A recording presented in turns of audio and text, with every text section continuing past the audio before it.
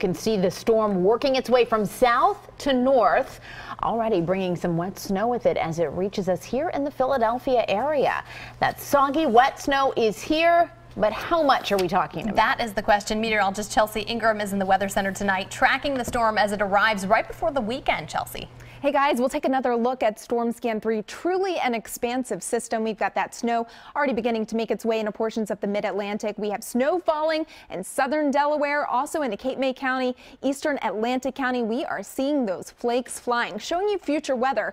Expecting the snow to arrive in Philadelphia anywhere between about 2 and 6 a.m. Still a lot of complications with what the models are saying, but we're thinking 2 to 6 a.m. That's when we could start to see the snow making its way right into town here. And then it's expanding across the entire region throughout the day. On Saturday, we could see some mixing in with rain for some of our shore points, but we're not going to see any mixing right here in Philadelphia. It gets out of here as we head into the overnight hours on Sunday. So we have winter weather alerts in place tonight through Saturday night. Winter storm warnings for areas south and east of Philadelphia. From Philadelphia points west in the purple, winter weather advisories. We will have an updated look at those that snowfall forecast coming up in just a bit. Back to you, Chelsea. Thank you.